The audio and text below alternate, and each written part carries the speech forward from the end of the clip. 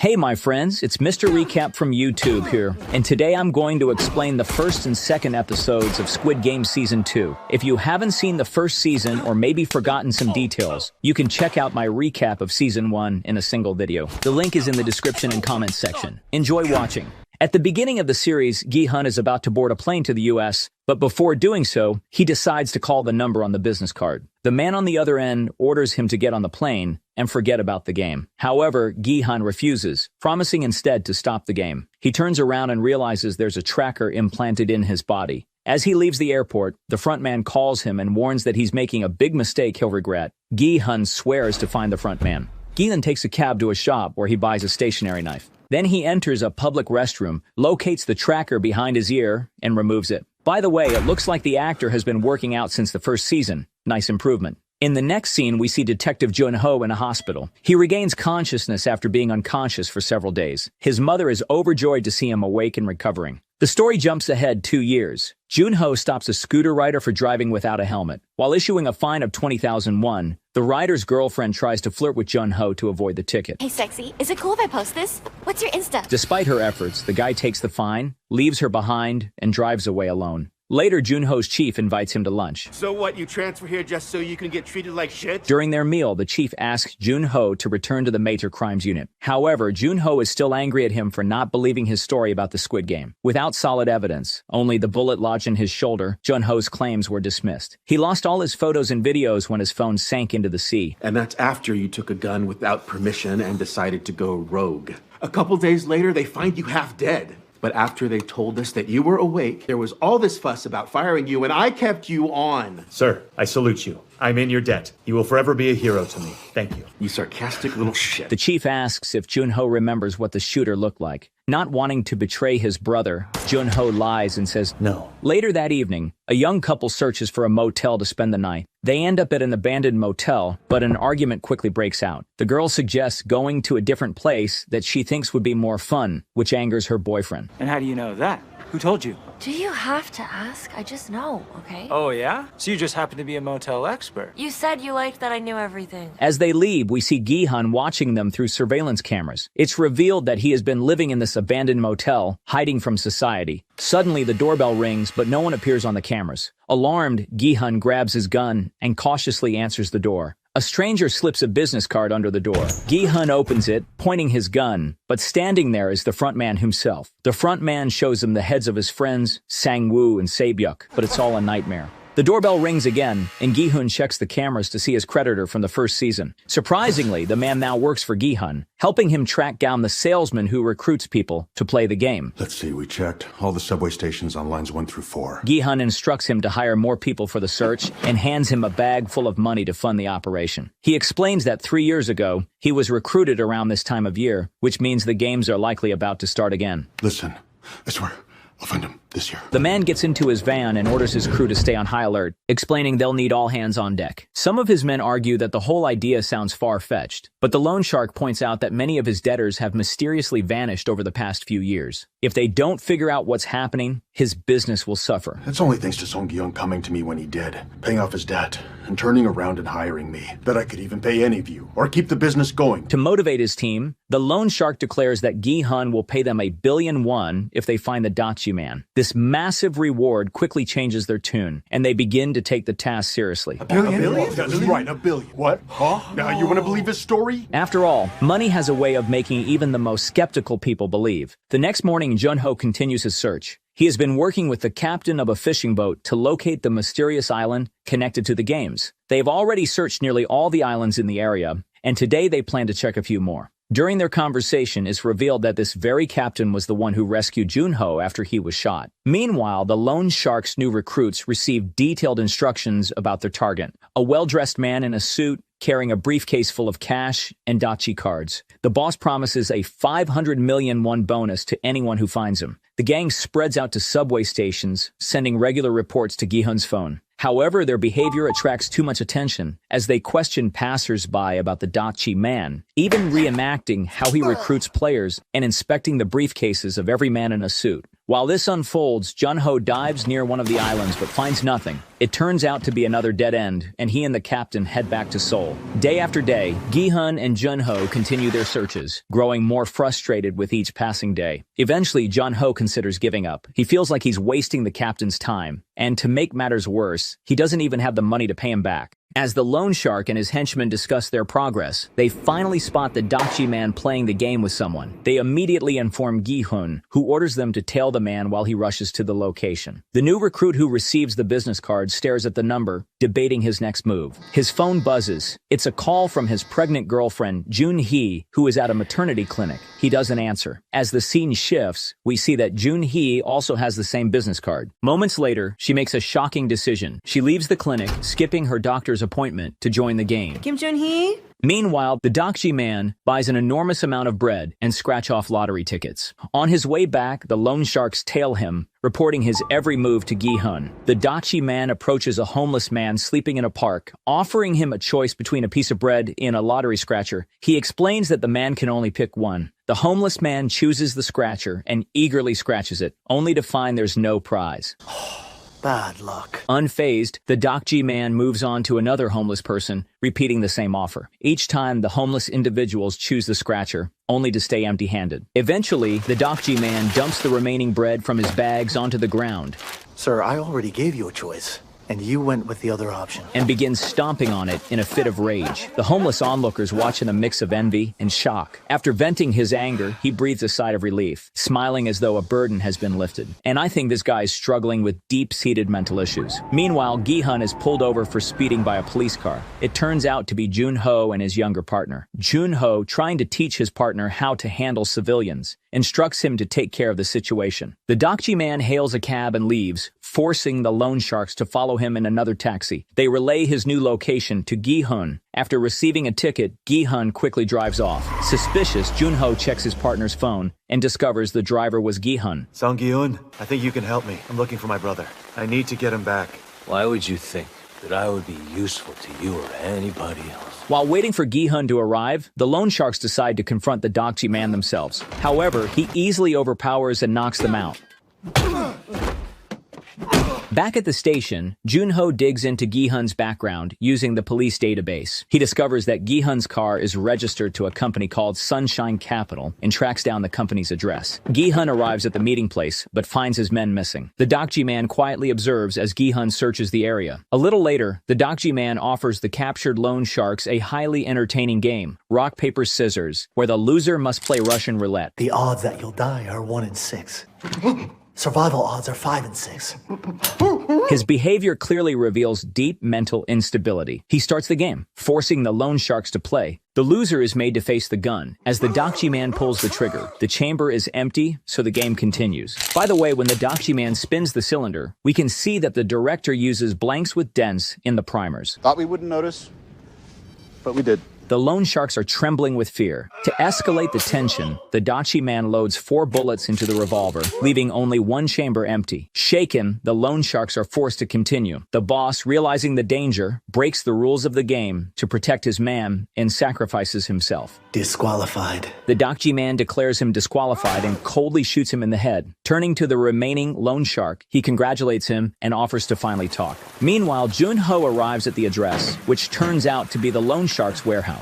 Sneaking inside, he discovers a mannequin dressed in a suit with a business card pinned to it. As he searches, one of the warehouse staff enters, speaking on the phone. Jun-ho overhears him explaining where their boss last saw the Dakji man and ordering the team to grab weapons and assemble at the location. After the staff member leaves, Jun-ho continues his search and finds documents revealing the address of the motel where Gi-hun has been hiding. A little later, Gi-hun returns to the motel and notices that the sign outside is now lit. Cautiously entering his room, he finds the Dakji man waiting for him. Look at all this. You've been trying so hard to find me. Yeah, well, I wanted to thank you Oh yeah? For what?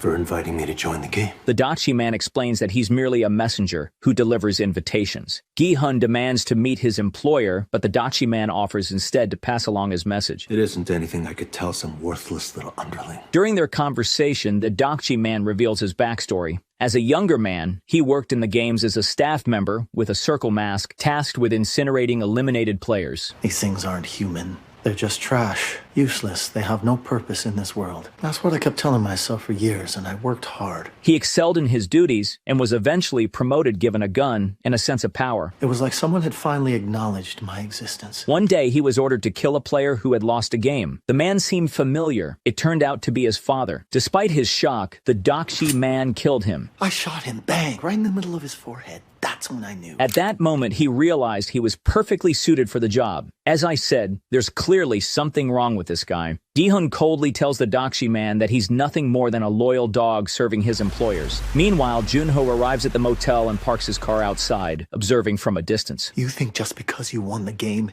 you're suddenly special now? Is that what you believe? The Dakshi man eventually challenges Gi-hun to a game of Russian roulette. To make the game more thrilling, he proposes pulling the trigger without spinning the cylinder after each round, ensuring the bullet will fire within 6 attempts. Gi-hun agrees and the game begins. Gi-hun takes the first turn, an empty chamber. Then it's the Dakshi man's turn, another empty chamber. They each take another turn, leaving only 2 chambers remaining, with a 50-50 chance of firing the bullet. The Dakshi man speculates that Gi-hun might be considering pointing the gun at him and pulling the trigger to end it. Who cares what the rules are? I'm just gonna aim at this asshole, pull the trigger a couple of times, and blow his ugly face off. If you want to meet the person you were talking about earlier, the key's here in my pocket. All you have to do is shoot me with that gun and then it's yours. If you do, though, you'll have to admit one thing to me. You're trash and just as worthless as everyone else.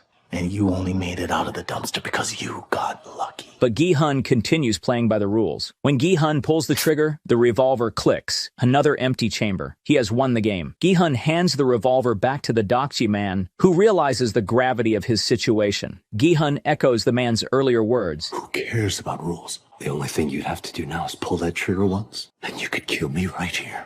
But you'd have to admit one thing to me. All you do is put your little mask on and do whatever Master tells you to. Roll over, heel, and wag your tail, because you're their dog. Despite this, the Dakshi man chooses to finish the game with honor, committing the unthinkable. Junho hears the gunshot and rushes into the motel. As Junho searches the motel, Gi-hun retrieves a business card from the Dakshi man's pocket. Meanwhile, Junho discovers one of the loan sharks tied up in another room. The man tells Junho that Gi-hun is in room 410. Junho storms into the room and prepares to arrest Gi-hun for suspected murder. However, the loan shark knocks Junho out with a fire extinguisher. He explains to Gi-hun that they've never met in person, but he worked for him in the search for the Dakshi man. His name is Woo-sok, and he respects Gi-hun because his late boss always spoke highly of him. But the boss told me how much he trusted you.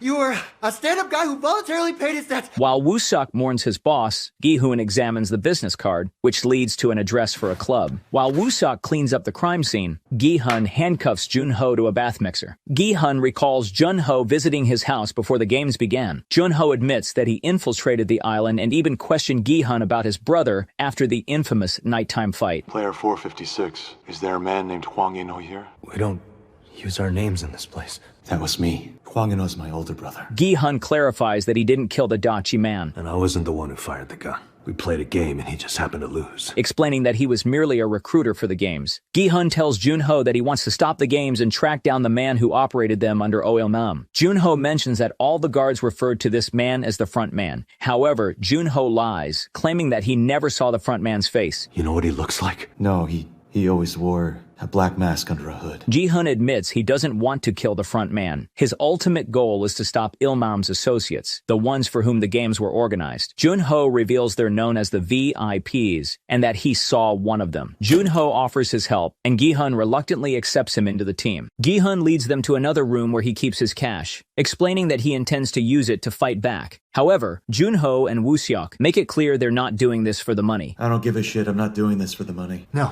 and neither am I. That psycho killed the boss and had me watch it. Boss Kim was like a brother. He officiated my wedding. Junho warns that the island is heavily guarded with armed troops, so they'll need more weapons. Gi-hun shows them his hidden arsenal, a room filled with rifles and pistols. He even has a shooting range set up in the motel to test the weapons. Gi-hun instructs them to recruit more men for the assault and suggests that Junho quit his day job to focus entirely on the mission. The scene shifts to a girl sleeping in her car in a parking lot near an amusement park. A security guard knocks on her window and asks what she's doing there. He advises her to find another place to park next time before leaving her alone. The girl works as a mascot at an amusement park. During her shift, she approaches a little girl and gives her a lollipop candy. During a break, the same little girl sneaks into the staff room, forcing the mascots to quickly put their mask back on. She shows the bunny mascot her drawing and notices scars on the bunny's wrists. After her father took her away, one of the mascot actors mentions that the girl is the daughter of a caricature artist and has blood cancer. She urgently needs a bone marrow transplant, but finding a match is incredibly difficult. These words deeply affect the mascot girl. Later that evening, Gi-hun watches Sang-woo's mother from a distance. She is now raising Se-byuk's younger brother, Chum. The boy calls her grandma. Gi-hun feels relieved that the boy is receiving proper care. Gi-hun visits the broker who had been helping Se-byuk try to bring her mother from North Korea to the south. The broker explains that Se-byuk's mother was recently released from prison, where there had been a tuberculosis outbreak. Moving her now is risky. Once we know she's recovered,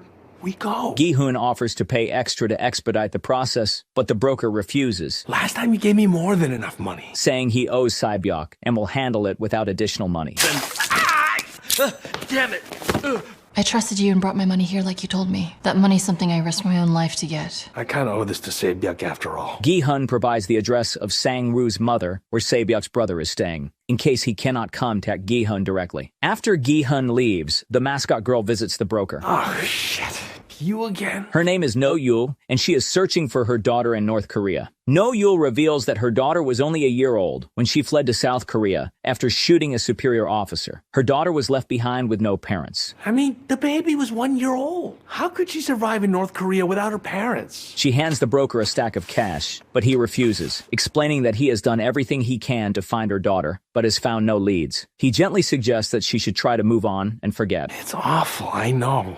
Telling you to forget about your kid, but you really should. It's the only thing you can do now. Distraught, No-yul returns to her van in the parking lot and breaks down in tears as she looks at a family photo of herself, her daughter, and her husband. In an attempt to numb her emotional pain, she swallows sedatives with beer. Suddenly, a stranger approaches, silently hands her a business card, and walks away without saying a word. The next morning, Junho visits his sister-in-law's grave. While there, he talks on the phone with his mother. She tells him that if his brother, In-ho, is still alive, he will undoubtedly visit his wife's grave to leave flowers. Later that evening, Junho's mother expresses her concerns about In-ho. There was no sign of him? No. She admits she feels guilty for favoring Junho over him, because In-ho is her stepson. She believes In-ho might still resent her for not helping him when his wife was ill. He gave you one of his kidneys in order to save your life. Then when your sister-in-law lay there in the hospital suffering and dying, I would have given anything to save her, even selling off all my organs. This drove In-ho to take bribes to save his wife, a crime he later paid for. Meanwhile, the little girl returns to the amusement park, but this time the bunny mascot ignores her and walks away without giving her a candy. It's revealed that No-yul has quit her job, and a colleague has taken over her costume. As No-yul leaves, she notices an ambulance and paramedics taking the little girl away. After the ambulance drives off, she picks up the girl's hat, which was left on the ground. No-yul goes to the hospital where the little girl has been taken, and eavesdrops on a conversation between the girl's father and a doctor. As expected, the father desperately needs money for his daughter's treatment. No-yul sneaks into the girl's ward, holds her hand, and is struck by how much the girl reminds her of her own daughter. She leaves the girl's hat and quietly walks out. Later, No-yul dials the number on the business card. A man answers and provides her with an address. Back at the motel, a dentist removes one of Gi-hun's teeth and replaces it with a fake tooth containing a built-in tracker. Woo-suk introduces a group of new recruits to Gi-hun. All of them are former military personnel, including ex-Marines, Special Forces, and members of the underwater demolition team. They plan to ambush the club mentioned on the Dachi man's business card. Gi-hun and Woo-suk will enter the club while the others wait outside. Before leaving, Gi-hun calls his daughter, but loses the courage to speak when she answers the phone. Gi-hun and his team arrive at the club during the Halloween party. Woo-suk buys a mask from a nearby stall to blend in, and they both enter while Junho waits outside in the car. Junho notices staff in pink jumpsuits heading into the club. They're in pink jumpsuits, just like on the island. He follows them, threatening a guard with his gun to gain entry. Inside, the staff approaches Gi-hun and leads him away. Another staff member uses a taser to knock out Woo-suk, while Junho unsuccessfully searches for them. Junho tries tracking Gi-hun using the implanted tracker, but it's too late. Gi-hun is already in a limousine being taken away. In the limo, the frontman speaks to Gi-hun through a piggy bank speaker. He tries to dissuade Gi-hun from fighting the game's organizers, calling the players trash and claiming the games won't end unless the entire world changes. As they talk, Gi-hun's team follows the limo. To stop them, a sniper shoots the tires of the pursuing cars, and Junho's vehicle is destroyed by a small bomb that blows out a wheel. Over the earpiece, Junho informs Gi-hun that they are out of the chase for now. Gi-hun tries to shoot the limo's driver, but the partition window is bulletproof. Did you really think you could end the game like this, with one little gun? With no other options, Gi-hun asks to be put into the game. A few moments ago, weren't you telling me to stop the game? Your rich bosses will love it, won't they? The returning winner who came back to play. Make it all even more entertaining. Go ahead. Knock me out and take me to the game. If that's what you want, then so be it. He is gassed again, losing consciousness. As he passes out, the partition window lowers, revealing the frontman sitting in the passenger seat beside the driver. Player 456, welcome back to the game. Junho, undeterred, initiates Plan B. At the same time, No-Yul arrives at the address she was given. She enters a shipping container filled with small stalls. She finds her designated stall, marked with the number 11, and changes into a pink jumpsuit. She puts on a triangular mask, signifying her role as an executioner, armed with a rifle in the game. This concludes episode 2. Watch the next part by clicking on the end screen, and let me know what you think about the second season in the comments. I'm eager to hear your thoughts.